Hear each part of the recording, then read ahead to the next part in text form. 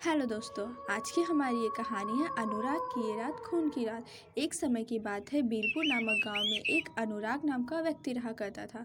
उसकी पत्नी के मृत्यु के बाद वह अपनी बेटी रुद्र के साथ रहा करता था। वे दोनों सुबह उठते, भोजन इत्यादि करके अपने काम में चले जाते थे।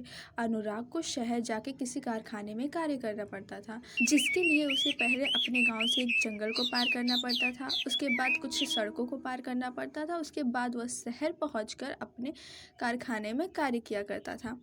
और इधर उसका बेटा रुद्र घर से जा कर के स्कूल में पढ़ाई किया करता था। अनुराग का काम रात होने से पहले रोज खत्म हो जाया करता था। वह शाम से पहले घर पहुंच जाया करता था। घर आने के रास्ते में उसे फिर से सड़क पार करना पड़ता, जंगल पार करना पड़ता, फिर वह अपने घर आता जहां उसका बेटा रुद्र पहले से ही आकर के उसका इंतजार किया करता था। फिर वे दोनों घर के अंदर जाते, खाते पीते और आराम से सो जाया करते थे।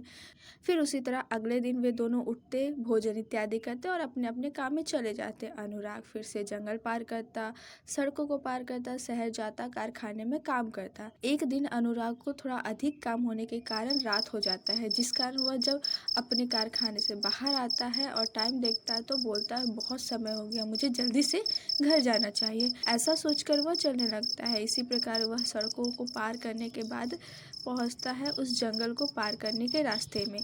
रात के अंधेरे में वो जंगल काफ़ी बड़ा और घना लग रहा था। अनुराग जंगल को पार करने के लिए जंगल में प्रवेश कर जाता है।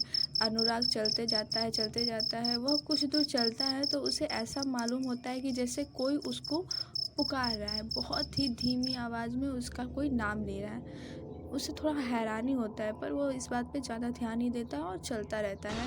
फिर कुछ दूर आगे चलने के बाद उसको ऐसा लगता है कि जैसे उसका नाम फिर से कोई पुकार रहा है और उसे एक औरत की धीमी सी फुसफुसाती हुई आवाज़ सुनाई देती है, जैसे कि अनुराग, अनुराग, इधर आओ अनुराग, अनुराग।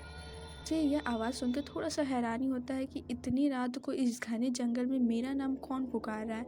ऐसा सोचकर फिर उसने इधर उधर देखा तो उसकी नज़र एक पेड़ की तरफ पड़ती है, जहाँ पे एक औरत उस पेड़ से चिपक के खड़ी हुई दिखती है। अनुराग उसका चेहरा नहीं देख पाता है, क्योंकि औरत का चेहरा उसके विपरीत दिशा में था, जो कि चंद्रमा को देख रही थी।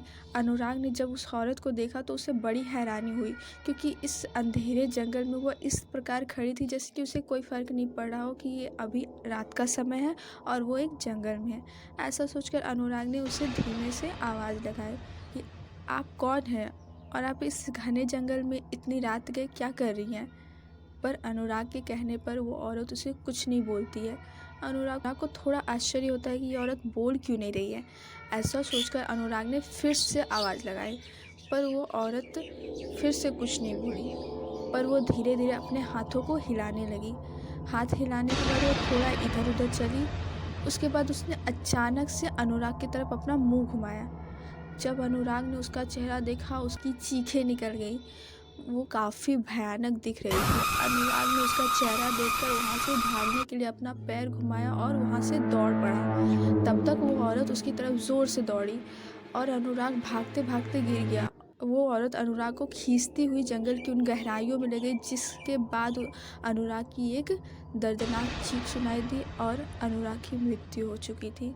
वो औरत और कोई नहीं थी, वह एक चुड़ैल थी जिसने अनुराग का शिकार कर लिया था। तो दोस्तों, कैसी लगी हमारी ये कहानी अनुराग की ये रात खून की रात, प्लीज़ कमेंट करके बताएं। और आपको ज़रा भी अच्छी लगी तो प्लीज़ हमारे चैनल को लाइक, शेयर एंड सब्सक्राइब करें। Thank you so much.